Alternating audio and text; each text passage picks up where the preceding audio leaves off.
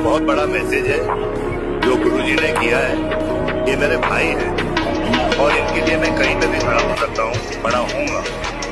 बॉलीवुड जिसे हिंदुज़म से खासम खास नफरत था, जिसे अपने हर मूवीज में हिंदुओं का एज अ विलन के तौर पर दिखाना था, तो वहीं दूसरी तरफ एक ऐसा यंग बाबा आता है जिसने हिंदुज़म के लहर में करोड़ों लोगों को जोड़ दिया। तो उनसे आज वो बॉलीवुड के एक्टर्स भी जुड़ने लगे जो कभी अपने हिंदुज़म को मिटाने पे लगे थे या फिर उन्हें अपने हिंदू होने पर ही शेम फील होता था। एक वक्त ऐसा भी था कि जब आप अपने आप को हिंदू क्लेम भी करते थे तो आपके आसपास के लोग ही आपका मजाक बनाया करते थे।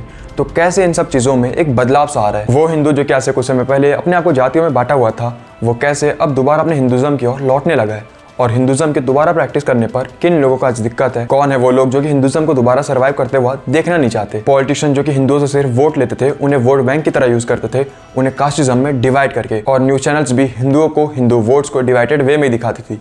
पर अचानक से सब कुछ बदल गया। तो क्या इन सब में बागेश्वर बाबा यानी कि धीरेन्द्र कृष्ण शास्त्री जी का कोई योगदान है? क्या वो दोबारा हिंदुओं को रीयूनाइट कर पाएंगे? और अगर मैं कहूँ कि जानने के लिए चलिए आरंभ करते हैं आज इस वीडियो को। बहन बेटियों को लव जिहाद से बचाना चाहते हो तो जात पात से ऊपर उठो। राम राम मित्रों, मैं सूर्यकांत दास स्वागत करता हूं आप सभी का आज की इस वीडियो में। आज इस वीडियो का नाम है कि क्या धीरेन्द्र शास्त्री जी यहां पर हिंदुओं को रीयूनाइट कर पाएंगे, उन्हें एक साथ ला पाएंगे? क्या इंपॉर्टेंस रखते हैं आज धीरेन्द्र शास्त्री जी हमारे हिंदू कल्चर के लिए? इसे समझने से पहले हमें यह जानना पड़ेगा कि आखिरकार बाबाओं ने हमारे कल्चर को दिया क्या है। सिर्फ और सिर्फ नाच गाना, कथाएं, वो कथाएं जिनमें यह कहा जाता है कि मोह माया से दूर रहना चाहिए, पर खुद यहाँ पर लग्जरी कार, लग्जरी बैग को शो ऑफ करते हैं। पर जरा आप खुद सोचिए कि क्या आज के मटेरियल वर्ल्ड में हम बिना पैसों के सर्वाइव कर सकते हैं? ऑब्वियस सी बात है, बिल्कुल नहीं। और कई सारे कथावाचक तो ऐसे भी हैं जो कि ये कहते हैं कि अपने प्रेयर्स को रोक दो ताकि उनके प्रेयर्स के समय उन्हें कोई दिक्कत ना हो तुम्हारे प्रेयर से। अच्छा, और कितना सेकुलरिज्म निभाना है वो भी बता दो। इतना ही सेकुलरिज्म दिखाते दिखाते हमने अपने देश के दो टुकड़े करवा दिए। और ये सेकुलरिज्म सिर्फ हमारे तरफ से क्यों, उनके तरफ से क्यों नहीं? कथावाचक के नाम पर ये सिर्फ लोगों को इमोशनल करते थे और मोटा पैसा लेकर फुर हो जाते थे। तो वहीं दूसरी तरफ एक ऐसे यंग बाबा है धीरेन्द्र कृष्ण शास्त्री जी, जिन्होंने लोगों का क्रिटिसिज्म झेला, एफआईआर तक झेले और कई बार तो फेक एलिगेशंस भी झेले, पर फिर भी वो डटे रहे और कथावाचक ना बन के हिंदू कल्चर को ग्राउंड लेवल पर हो रही दिक्कतों के ऊपर उन्होंने बात करना स्टार्ट किया और हिंदुओं को एकजुट करना स्टार्ट किया, उन्हें आह्वान किया एक साथ आने के लिए। और पहली बार कोई ऐसा बाबा था जो कि पैसे छोड़कर धर्म के लिए बात कर रहा था। हालांकि पहले से भी ऐसे कुछ संत और महंत थे जिन्होंने यहाँ पर हिंदू कल्चर के लिए काम किया या फिर कर रहे थे, पर उन्हें लोगों का सपोर्ट ना मिला और शायद उन्हें वो हाइप नहीं मिला जो कि उन्हें मिलना चाहिए था। और कई बार तो जब ये संत अपने लोगों को अपने स्क्रिप्चर्स पढ़ने के लिए कहते थे तो उन्हें यहाँ पर दूसरी कम्युनिटी से थ्रेट्स आते थे, पॉलिटिकल केसेस और फेक एलिगेशंस तक लगते थे। तो कैसे हिंदुत्व का एक सैलाब आया जो कि सब कुछ बदल के रख दिया। जिसमें बागेश्वर धाम जैसे महंत थे जो कि लोगों तक पहुंचने लगे थे, अब वो खुलकर उन मुद्दों पर बात कर रहे थे जिसकी एक्चुअली में हिंदू कम्युनिटी को, हिंदू कल्चर को जरूरत भी थी, जिस पर कथावाचकों ने कभी बात नहीं किया था सिवाय घिसी पीटी कथाएं सुनाने के अलावा, आउटडेटेड बातें करने के अलावा। अब धीरेन्द्र कृष्ण शास्त्री जी यहाँ पर हिंदुओं को एक साथ ला पाएंगे या नहीं, जिनसे आज संजय दत्त जैसे लोग यहाँ पर जुड़ने लगे, वो लोग जो कि एक समय पर हिंदुज़म पर बात नहीं करते थे, उनके लिए हिंदुज़म पर बात करना यानी किसी टैबू से कम नहीं था, वो भी आज हिंदुज़म के लिए खड़े हैं लोगों के बीच। तो क्या इसका कुछ इम्पैक्ट पड़ेगा हिंदुओं के बीच? उसे समझने से पहले हमें ये जानना पड़ेगा कि कैसे दोबारा हिंदुज़म लोगों के दिलों में जगने लगा और दोबारा हिंदू यहाँ पर अपने कल्चर के लिए स्टैंड लेना स्टार्ट किए। हिंदुज़म का कमबैक कुछ ऐसा हुआ जैसे मानो हनीपाल जी का कमबैक हुआ हो अपने इंडस्ट्री में, प्रभास का कमबैक हुआ हो बाहुबली में। इन दोनों के इस कमबैक का किसी को उम्मीद नहीं था, तो ठीक इसी तरीके से कमबैक हुआ है हिंदुज़म का, जिससे पूरी विपक्ष की पार्टी डरी हुई है कि भाई ये क्या हो गया। वो लोग जो कभी हिंदुज़म के लिए अब्यूजिंग लैंग्वेज यूज़ करते थे, वो पॉलिटिशियन जो कि हिंदुओं को वोट बैंक की तरह यूज़ करते थे और वोट ले जाने के बाद कभी उनके ऊपर हो रहे अटैक्स को कंडेम तक नहीं करते थे, वो लोग भी आज अपने आप को सबसे बड़े हिंदू साबित करने में लगे। कोई कोट के ऊपर जनेऊ पहन रहा है तो कोई अपने आप को सबसे बड़ा हिंदू भी बता रहा है। सावरकर जी ने तो इस बात को बहुत पहले से ही प्रेडिक्ट कर लिया था कि कैसा भी दिन आएगा जब ये लोग अपने कोट के ऊपर जनेऊ पहन के घूमेंगे, और आज देख लो ये हो भी रहा है। पर हिंदुज़म का ये कमबैक, ये राइज इतना भी आसान नहीं था। इंडिपेंडेंस के बाद भी हिंदुओं का जेनोसाइड होता रहा। 70 साल तक देश में एक ऐसी गवर्नमेंट बनी जो कि यहाँ पर हिंदुओं को सपोर्ट करने के बजाय उल्टा हिंदू कल्चर को ही डिस्ट्रॉय करने पे लगी थी। उनके टैक्सेस का मिसयूज करना, उनके ऊपर रोक लगाना, उनके डिस्ट्रॉय कल्चर को रिस्टोर ना करना, ट्रेडिशंस को फॉलो करने वाले लोगों को क्रिटिसाइज करना, कश्मीर के जेनोसाइड्स के ऊपर 30 सालों तक बात भी ना करना। इसलिए ये कारण बना कि मेजोरिटी इंडियंस ने कहा कि यार तुम वोट हमसे ले रहे हो पर तुम सपोर्ट हमें ना कर रहे हो, उल्टा तुम उन लोग को सपोर्ट कर रहे हो जो कि टैक्स पे करते ही नहीं है। तब यहाँ पर इंडियंस ने 60 सालों के बाद एक अनडिफिटेड पार्टी को उखाड़ फेंका और उसके बदले एक ऐसी पार्टी को सेंट्रल में बिठाया जो कि उनके लिए बात करना स्टार्ट किया। अब हिंदुओं ने भले एक ऐसी गवर्नमेंट को चुन लिया था जो कि उनके लिए बात करता था उनके कल्चर को रिस्टोर करता था। पर हिंदुओं से यहाँ पर अभी भी कुछ गलतियाँ हो रही थी, जैसे कि जातियों में बटे रहना, अपने रीजन्स को, अपने लैंग्वेज को सुपीरियर मान के एक दूसरे से लड़ती रहना, और इन सारी चीज़ों का फायदा उठा रही थी एंटी इंडियंस पार्टी। वो एंटी इंडियंस पार्टी जिन्होंने हिंदुओं को अपने देश में रेफ्यूजी बना के रख दिया। और ये चीज़ हमें आज भी देखने को मिलता है, जब हिंदू यहाँ पर अपने कम्युनिटी के लोगों के ऊपर, जो कि आज बांग्लादेश में जेनोसाइड हो रहा है जिनका, उनके ऊपर बात तक नहीं कर सकता। और जब हिंदू बांग्लादेश के हिंदू के लिए बात करता है तो देश की माहौल बिगड़ जाती है। पर वहीं दूसरी तरफ मजहब वाले भाई साहब बॉर्डर क्रॉस करके इलीगल तरीके से इंडिया में एंट्री ले लेते हैं, उन्हें जॉब भी मिल जाती है, कुछ समय बाद रिजर्वेशन तो मिल ही जाएगा, और मजे मजे में वो दो देशों की सिटीजनशिप्स को भी ओन कर लेते हैं। पाकिस्तान के वो हिंदू जो कि अपनी जान बचाकर भारत में आकर पहुंचे, सिर्फ एक मात्र सहारा था उनका भारत, जहां पर वो बड़ी मुश्किल से सर्वाइव कर रहे थे। जब 2019 में उनके लिए CAA बिल आया था, सिटीजन अमेंडमेंट एक्ट, इस एक्ट के इंप्लीमेंट होते ही वो हिंदू रेफ्यूजीज जो कि पाकिस्तान से अपनी जान बचा कर आए थे, उन्हें यहाँ पर नागरिकता मिलती। पर हुआ क्या, पूरे देश भर में शाहीन बाग बन गए, और इन शाहीन बाग में लोग धरने के नाम पर महीनों महीनों बैठे रहे, देश की प्रॉपर्टीज को जलाया, देश के रिसोर्सेज को स्पॉइल किया, देश में दंगे किए, और मजे मजे में फ्रीडम फाइटर्स के अमर ज्योति को भी लात मार के तोड़ दिया। अब आप बताओ कि क्या आप इनके देशभक्ति के ऊपर सवाल उठा सकते हो? बिल्कुल नहीं। 2022 का इंसिडेंट तो आपको याद ही होगा, जब ज्ञानवापी मंदिर का सर्वे हुआ था, और ये प्रूफ हो गया था कि वो पहले एक मंदिर ही था। और इस चीज को साबित करने के लिए कई सारे न्यूज डिबेट्स हुए, और उन्हीं डिबेट्स में एक न्यूज डिबेट हुआ जहां पर नुपुर शर्मा गई हुई थी, जहां पर एक शांति दूत ने नुपुर शर्मा को ट्रिगर करता हुआ कुछ ऐसे बातें कही जो कि उसे नहीं कहना चाहिए था। और जब नुपुर शर्मा ने पूरे प्रूफ के साथ उसका जवाब दिया, तो नुपुर शर्मा के उस इंटरव्यू के उस पर्टिकुलर पार्ट को ट्रिम करके पूरे देश भर में सर्कुलेट किया गया था, और पूरे देश में दंगा भड़का दिया गया। नुपुर शर्मा के सपोर्ट में जो भी स्टोरियां लगा रहा था, जो भी पोस्ट डाल रहा था, उसको बेरहमी से मारा जा रहा था। राजस्थान के कन्हैया लाल, जिनके बेटे ने उनके फोन से कुछ पोस्ट डाले थे नुपुर शर्मा के लिए, तो अगले दिन दो शांति दूत उनकी दुकान पर पहुंचते हैं और उन्हें पीठ पीछे से बेरहमी से मार देते हैं। एक निहत्थे दुबले पतले इंसान को दो भैंसे पीछे से मार रहे हैं। इसी तरह हिंदुओं ने कई बार अटैक्स झेले, जैसे कि उनके ऊपर पत्थरबाजी हुई, पेंगुइनबाजी हुई, और उनके शोभा यात्राओं पर हमले तक हुए। इन सारे हमले को झेलने का सिर्फ एक ही कारण था कि हिंदुओं के बीच कोऑर्डिनेशन का ना हो पाना, जातियों में डिवाइडेड रहना, और सही समय पर सही एक्शंस का ना ले पाना। यहाँ 2022 के बाद हिंदुओं को यहाँ पर अपनी गलतियों की एहसास होने लगी थी। अब वो इन वॉयलेंस का जवाब रैशनल डिबेट के जरिए देने लगे थे, और यहाँ पर कई जगह तो ग्राउंड लेवल पर भी उतरकर इन वॉयलेंस का जवाब दिया जा रहा था। अब इन एंटी नेशनल पावर्स को ये समझ आ चुका था कि अब ये डायरेक्ट हिंदुओं को टारगेट नहीं कर सकते, उनके ऊपर पथराव नहीं कर सकते। और साथ ही देश में ऐसे कुछ सीएम्स भी उभरे जो कि इन पत्थरबाजों को उन्हीं के लैंग्वेज में जवाब देने लग गए थे, जैसे कि उनके घर को JCB से उजाड़कर। यूपी में योगी आदित्यनाथ और नॉर्थ ईस्ट में हेमंत विश्व शर्मा, जो कि इन पत्थरबाजों को खुली चुनौती देते थे और इन्हें 1% भी एंटरटेन बिल्कुल नहीं करते थे। Assam Chief Minister Himanta Biswa Sarma has announced that no Aadhaar card will be given to those who do not apply for the NRC. Now, Assam Chief Minister Himanta Biswa Sarma said, जो गलतियां यहाँ पर previous government करती थी इन पत्थरबाजों को support करके, अगर ये पत्थरबाज किसी के सर भी फोड़ देते थे तो इनके ऊपर कोई केस नहीं होता था, बल्कि पत्थर खाने वाले के ऊपर ही उल्टा केस हो जाता था। ध्यान दीजिए, चीजें तभी पॉसिबल हो पाई है जब हिंदुओं की गवर्नमेंट माने जाने वाली पार्टी यहाँ पर ऑलमोस्ट 10 सालों से यहाँ पर पावर में। और 2024 से पहले यहाँ पर क्या होते थे, देश भर में किसी भी दिन कभी भी यहाँ पर बॉम्ब ब्लास्ट होते थे, और ये डर लगी रहती थी कभी हमारी सोसाइटी, कभी हमारे लोग, या कभी हमारी फैमिली इन सारी चीजों की चपेट में ना आए। कश्मीर एक हद तक तो इंडिया से कट भी चुका था, पूरे देश भर में एक लॉ फॉलो हो रहा है और वहाँ पे कुछ अलग ही लॉ चल रहा है। इंडियंस वहाँ पर प्रॉपर्टी परचेस नहीं कर सकते थे और ना ही वहाँ पर शादियाँ कर सकते थे। अगर आप कुछ ऐसा करते तो आपको सीधा होती जेल।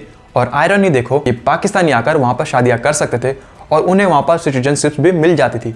यही तो है सेकुलरिज्म। पर अगर आप इस चीज़ के ऊपर सवाल उठा देते तो आप हो जाते कम्युनल। अगर आपने 2024 से पहले कश्मीर में ट्रैवल किया होगा तो आपने एक चीज़ को नोटिस किया होगा कि चप्पे चप्पे पर आर्मीज तैनात रहती थी, और अगर आपने उस समय पर एक नॉर्मली फोटो भी खिंचाया होगा तो उसमें भी आपको एक ना एक बार कोई आर्मी पर्सन तो दिख ही गया होगा अपने बैकग्राउंड में। वो कश्मीर जहाँ पर आतंकवादी का हमला होना एक आम सी बात बन चुका था, हर दिन आतंकवादी हमले करते थे और हमारे जवानों की जान जाती थी। पुलवामा हमला इन सारी चीज़ों का एक बेस्ट एग्जाम्पल है। और यहाँ पर कश्मीर में भी कुछ ऐसे लोग थे जो कि इन पाकिस्तानियों को कुछ ज़्यादा ही प्रेम करते थे, और प्रेम में कुछ ऐसे स्टेटमेंट या फिर कुछ ऐसे नारे भी दिया करते थे।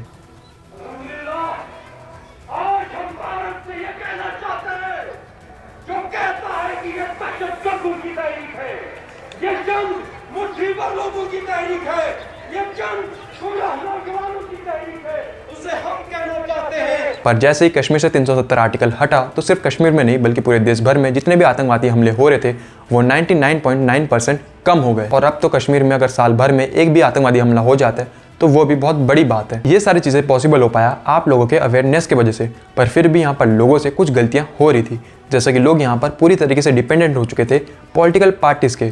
उन्हें यहाँ पर लग रहा था कि पॉलिटिकल पार्टी उनके लिए आवाज़ उठाएगी, अगर उनके गली मोहल्ले में कोई झगड़ा हो रहा है तो पॉलिटिकल पार्टी आकर उन झगड़ों को रोकेगी।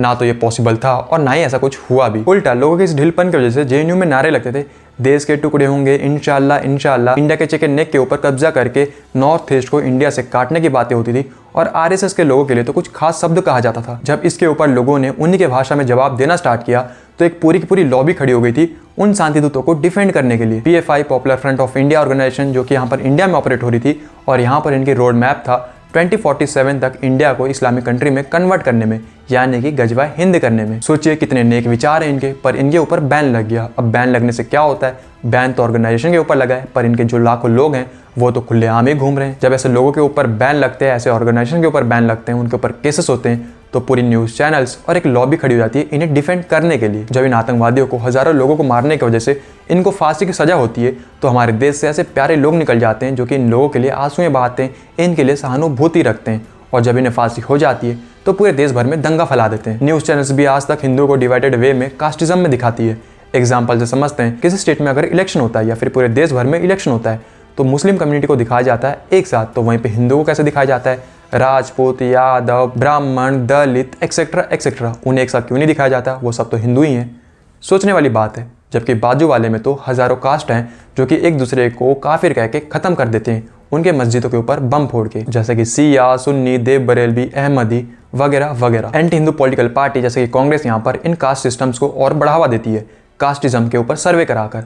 भला आपको किसी के कास्ट जानकर आपको क्या मिलेगा, ऑब्वियस सी बात है कुछ नहीं, पर फिर भी ये लोग कास्ट सर्वे कराते हैं लोगों को आपस में डिवाइड करने के लिए। वही राहुल गांधी जो कि अपने पॉलिटिकल स्पीचेस में हिंदुत्व को खत्म करने की बातें करते हैं, हिंदुओं को उखाड़ फेंकने की बातें करते हैं। वो लोग अपने आप को हिंदू कहते हैं, वो 24 घंटा हिंसा हिंसा हिंसा, नफरत नफरत नफरत। हिंदुत्व को कंपेयर करते हैं आतंकवादी से। स्टैलिन जी, प्यारे स्टैलिन जी एक फ्लॉप एक्टर तो हैं, पर उन्हें भी यहाँ पर सनातन को खत्म करना है। सनातन में यहाँ पर सिर्फ हिंदू ही नहीं आते, सनातन में आते हैं सिख, जैन, बौद्ध और भी बहुत सारे। और अभी रिसेंटली महबूबा मुफ्ती की बेटी इल्तिजा मुफ्ती जो कि बयान देती है कि हिंदुज़म इलनेस है, यानी कि हिंदुज़म एक बीमारी है। हिंदुत्व वो नफरत वाली फिलॉसफी है जो सरवारकर यहाँ इंडिया में फैलाते थे in the 40s। He used to say कि हम यहाँ एक हेजेमनी एस्टैब्लिश करेंगे हिंदूज की। ये हिंदुज़म को, हिंदुत्व को खत्म करने की बातें करती हैं। वो हिंदुज़म, वो हिंदुत्व जो कि लोगों को जीने का मार्ग बताता है, ये उसे ही खत्म करना चाहती हैं। और वहीं पे अगर आपने इनके लिए कुछ कह दिया तो आपके ऊपर डेथ थ्रेट्स आएंगे, आपके ऊपर एफआईआर होंगे और आपको क्रिमिनल भी घोषित कर दिया जाएगा। By the way Mehbooba Mufti वही है जिन्होंने यहाँ पर कश्मीरी जेनोसाइड्स को सपोर्ट किया था। इन्हें पाकिस्तानियों में अपने भाई झलकते हैं, इन्हें पाकिस्तान और पाकिस्तानियों से कुछ ज़्यादा ही प्रेम है। 370 आर्टिकल हटने से पहले इन्होंने कहा था कि वो हाथ काट देंगे, खून की नदियां बह जाएंगी। नहीं, वो नहीं जो आप समझ रहे हो, इन्हें पीरियड्स नहीं था, बल्कि ये बात कर रही है कि जो भी आर्टिकल 370 हटाएगा उसके हाथ काट दिए जाएंगे, खून की नदियां उनकी बहा दी जाएगी। सोचिए कितना बड़ा दिल है इनका और कितना प्रेम भरा हुआ है इनके दिल में आपके लिए। संजय राउत को तो आप सभी जानते ही होंगे। हाँ, वही पर्सन जो कि महाराष्ट्र से कुछ काम करता नहीं है, फालतू की बकैती करता है। वो ऐसे स्टेटमेंट देते हैं कि पूरे देश भर में सीरिया की तरह सत्ता पलट हो जाना चाहिए और लोगों को प्रवोक करते हैं।